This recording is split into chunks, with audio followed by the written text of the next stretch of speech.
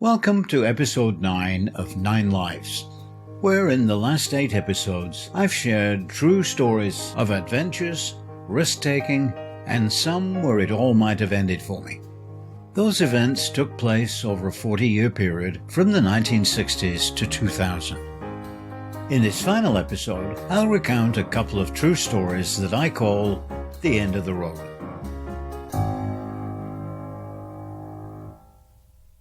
After spending 40 or so years in the corporate world, it was time to move on and do something different. So for the next 20 years, my wife and I became entrepreneurs, helping companies develop infrastructure and new markets. Our clients were both national and international, and although my international travel was reduced significantly, we continued to travel internationally and increasingly within the United States. Our home base was in the central U.S., but our clients were not. They were in Florida, Texas, New Mexico, Arizona, California, New York, and Nevada. And not being a fan of short-haul flights that were more like being on a Greyhound bus, we decided to invest in a motorhome, which would allow us to visit our clients and stay for as long as was necessary, avoiding the costs of expensive hotels. But not only that, having a home away from home, and sleeping in our own bed every night that we were away. At short notice, we could be with our clients for as long as it took to help on-site in any situation. And when necessary, we'd take flights to Europe, the Far East, Australia, to meet with the headquarters staff of our clients.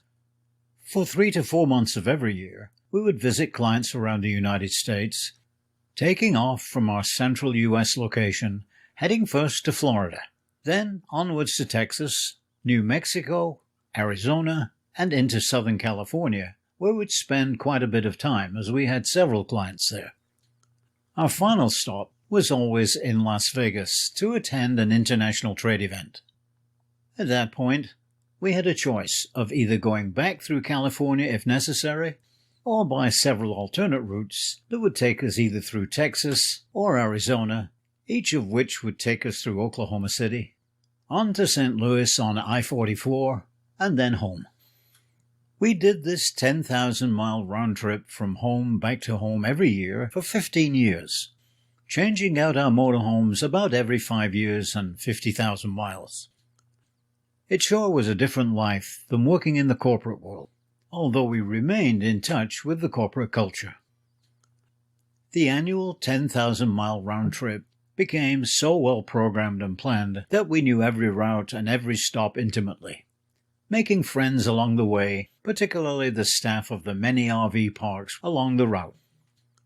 The RV community, whether they're retirees, business people like ourselves, or just casual travelers, all get along remarkably and help each other out when needed. Another remarkable fact is that with 150,000 miles of travel over 15 years in 3 different motor coaches, we never had a breakdown, never had a flat tire, never had an accident on the road, although we saw many. The biggest joy was for my wife and myself to work together and not be separated by many weeks each year in the corporate world on international travel. So, life was good, but it still had hidden dangers that could have been, and on one occasion was, life-threatening. One such event was in May of 2011 on our intended return from the West Coast to our home base. Prior to leaving Las Vegas, a client in California had requested that we go back for a meeting that might last 2 to 3 days. It was in Orange County, California, and therefore our route home would be first to go to San Diego, pick up I-8 onto I-10, I-20 to Dallas, I-35 to Oklahoma City, and I-44 to St. Louis. Following the 2-day meeting, we planned an overnight stay in San Diego before heading home. On the morning of our planned departure, we received a phone call from the client saying, could we return for 1 more day? That would extend our schedule by 3 days, because we would return to San Diego before heading home. We made all the necessary adjustments with the arrival and departure days from the RV parks. Our last two stops would be at Joplin, Missouri and St. Louis. Our original planned arrival at Joplin was on Sunday, May the 21st, and had it not been for the delay in Southern California, we would have been there on that day. The KOA at Joplin, Missouri was one of our regular stops. But that was not to be on this trip. It was that day, on Sunday, May the 21st, 2011, that an EF5 tornado ripped through Joplin. It destroyed much of the town. It apparently damaged 8,000 buildings, and of those, it completely destroyed over 4,000. The tornado reportedly killed 158 people, and injured about 1,000 others. It ranks as one of the deadliest tornadoes, one that miraculously we avoided, thanks to that callback by our client in Southern California. For those who have been listening to my podcast since January, the last story was the ninth life, and I could call that the end of the road. But it wasn't. There was yet one more to come. After spending 40 years traveling the world on business, and 11 years of fairly uneventful travel around the United States and around the world, never encountering any life-threatening weather situations, 2011 changed that, with the avoidance of that EF5 tornado in Joplin, Missouri, which became the precursor for another encounter with a tornado in 2012. This encounter was just a little too close. It occurred during the last leg of our annual 10,000-mile trip to visit clients around the United States. There had been nothing untoward on this journey when we arrived at our final destination in Las Vegas for meetings that would end during the last week of April. On this trip, as we had no further business in California, we decided to take the most direct route home through Albuquerque, New Mexico, Oklahoma City, Tulsa, St. Louis, and then home. A journey of about 1,800 miles that we split up into 300-mile sections. A nice, leisurely journey home. At least, that's what we had planned it to be. We decided to spend a couple of days in Oklahoma City at a really nice RV park where we knew the owners. After that, it would be a straight run for 3 days, stopping at Springfield, Missouri, St. Louis, and then home. We left Oklahoma City around 9 o'clock in the morning. It was a cloudy day, but nothing severe in the forecast. Traffic was easy around Oklahoma City, and the going was good. As was customary on our trips from Oklahoma City to St. Louis, we'd pull into a very nice rest area on I-44 at Stroud. And by the way, Oklahoma has some wonderful rest areas.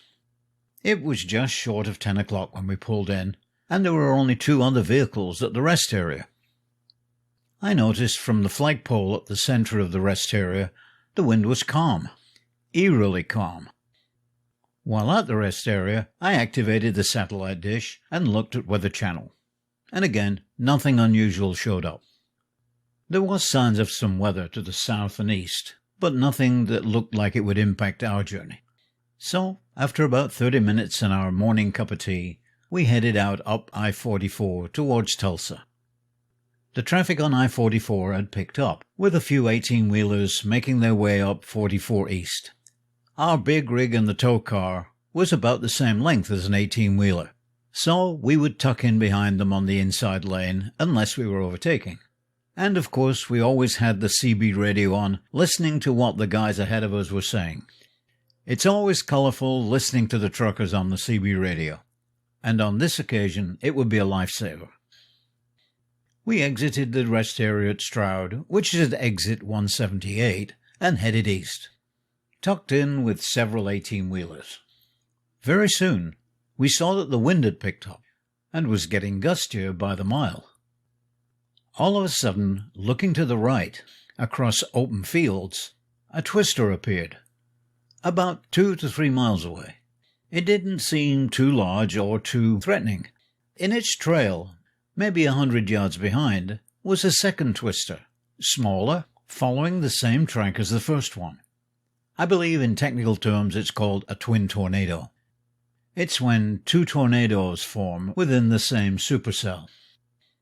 Not being experts in tornadoes, we weren't aware that this was a very dangerous situation. The skies were not black, they were simply grey and foggy. The twin twisters proceeded to cross I-44 ahead of us and disappeared together into the clouds and the fog ahead. So we figured that was the end of it, although the winds were picking up.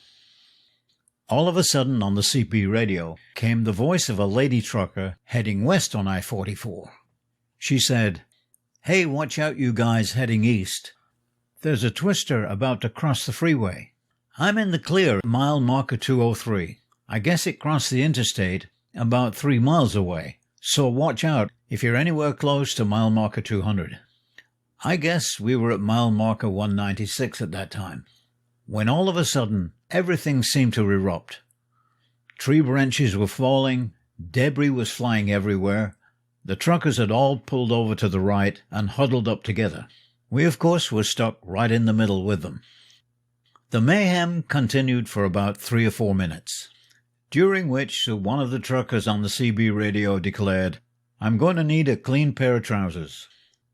After everything settled down and the conversations between the truckers revealed that nobody was damaged, even the guy up front who needed a clean pair of trousers, he said it went right by his windshield, less than a mile away. You've got to give it to these long-haul truckers who deal with weather all the time. What a calm, collected bunch they were. We were fortunate to be along with them, and not alone on that stretch of freeway. Everyone got back on the road, and the rest of the journey was uneventful. Reaching our home base, I checked out the rig, and there was little or no damage. Just a collection of tree branches that had lodged in the roof, and a slightly bent antenna. After a few days back at our cozy home base, we reflected on the 2 tornado experiences in 2011 and 2012.